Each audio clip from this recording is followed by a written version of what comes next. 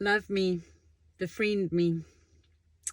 These are a pair of shoes I think a lot of wonderful women could get to wear. Beat yourself up much?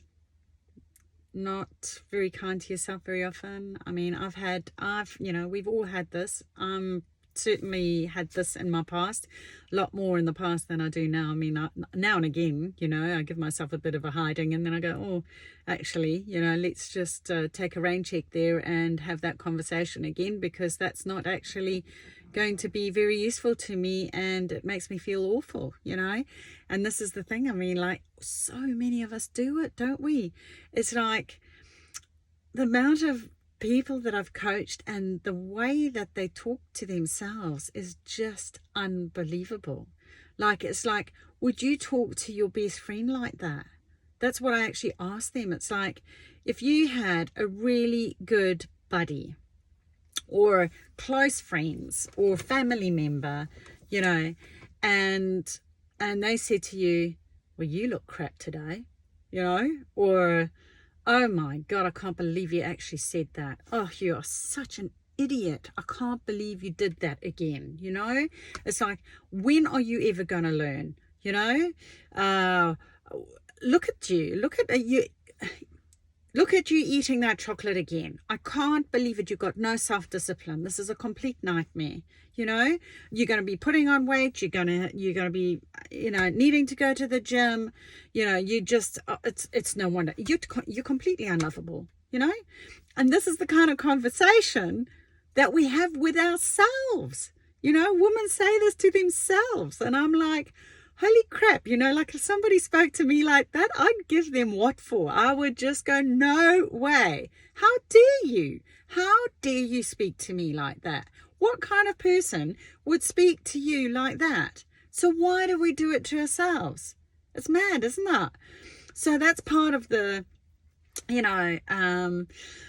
there's a lot of internal family system stuff going on in there. I talk about how we have these multiple personalities, that we've all got them. Yes, you included.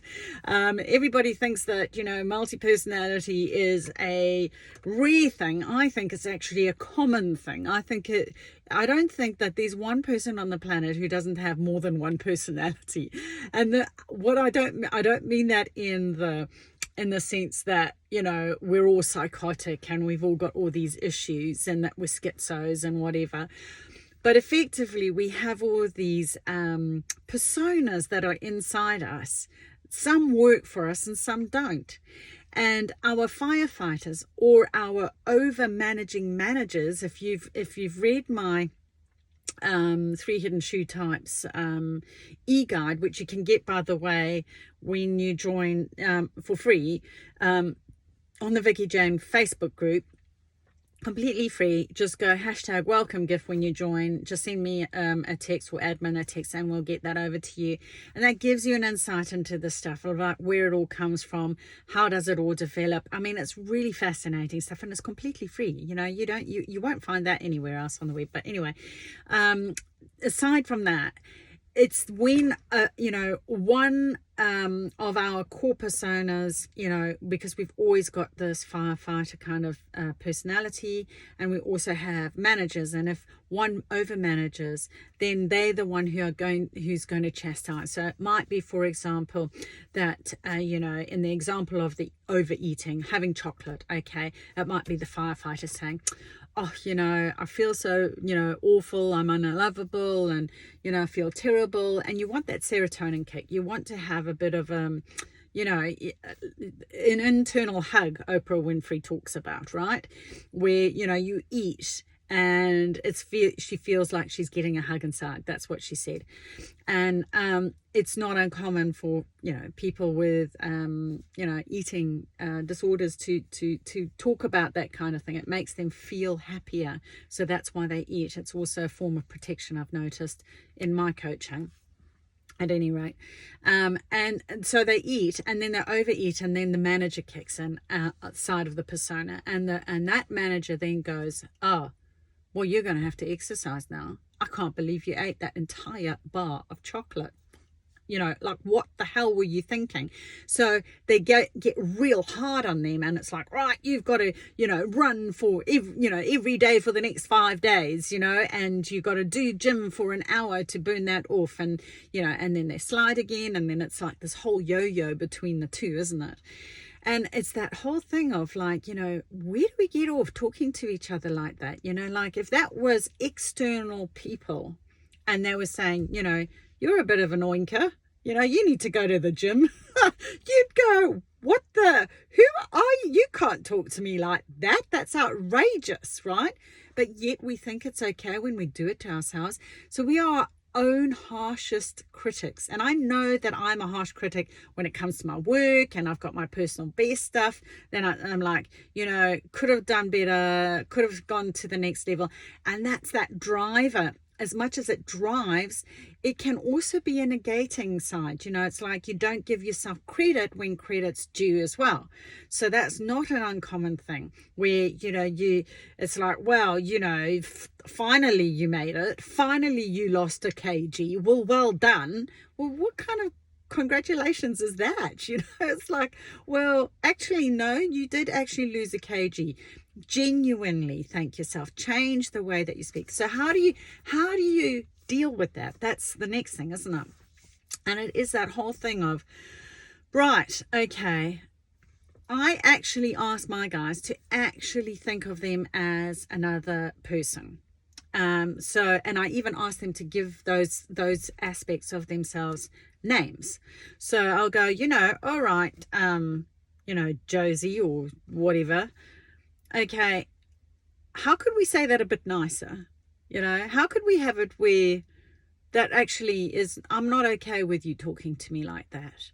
So it actually gives you that, and you go, well, actually, do you know what? So you use softener words. If you haven't watched my softener video, go watch that. And on the Vicky Jane YouTube channel.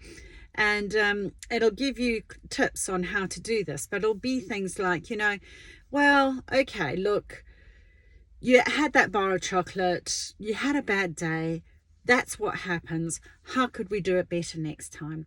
Maybe, if you're not feeling great, how about next time you reach for chocolate, instead of taking the whole slab out, why don't you just break off 2 rows or 1 row?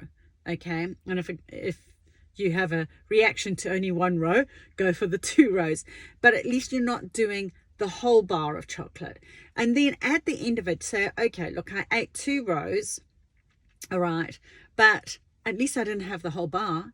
And not in that condescending, chastising tone, with the hardener, which is the hardener language, which is also in that same video, hardness and softness. But it's that whole thing of like, okay, well done, you only did 2 rows. That's a good start. So next time, can I get a commitment from you that'll only be 1 row? And then you make a commitment to yourself and you go, do you know what? I'm actually going to do that. And I'm going to make sure that I only just break off that one row. And then I just do that.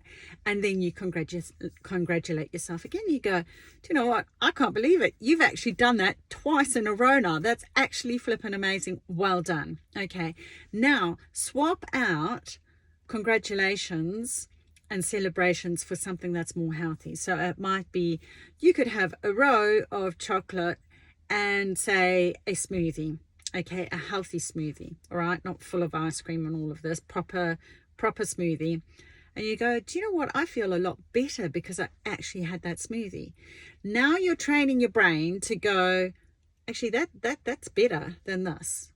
And I'm also losing weight. So now I'm feeling a bit better about myself. So this is actually quite good, isn't it? So next time I'm actually going to only do 2 squares of chocolate as opposed to a whole bar. And I'm going to do a smoothie, and it's no ice cream, no, it's going to be super healthy. And it's like, wow, I lost 2 kgs. Congratulations. Now, if I reach my target of, I don't know, X amount of weight that I'm losing, I'm going to buy a new top or a new skirt. So you've now got a reward as well that you can look forward to, okay? So your way that you're changing your language, you're also giving rewards. So this is what I often find is, people aren't consciously pulling out the components of the persona. I like to give the people names, so it's like you are actually talking to someone in the room, you know, as opposed to just these merged sort of voices that sort of all get tangled up inside your head. And it's like, okay, what did work? So defining what did work, what didn't work, okay? Which one's playing up? If you read that, you know, 3 Hidden Shoe Types book, you'll get clarity on who you are. I've also got a quiz that you can do. It's free, which will tell you which one you have more of a leaning towards, so that you can get on top of that. Where the change your language that you have with those parts of yourself, and then on top of it you can start going, okay, I'm going to change the reward system from one to the other that's more healthy. So you go away from the chocolate bar to the smoothies, and it might be that you go for a walk with a friend. So now you're getting connection, walk, and maybe a smoothie. Okay, so you're incentivizing, and it's all good, and you're going to start feeling great. And then you get to the point where it's just like, do you know what, I've lost like 5 kgs. I can now go and buy that skirt or buy that top.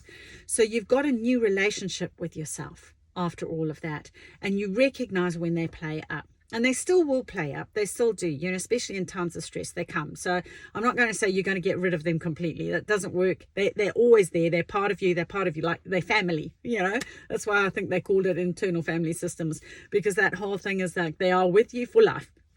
And it's like how you manage them is going to be up to you, right? So I hope you found that useful. It's really good stuff, this, isn't it? I hope you're enjoying it. And if so, please share, like, subscribe. And I will see you again. Your shoes, your path, your way. Namaste.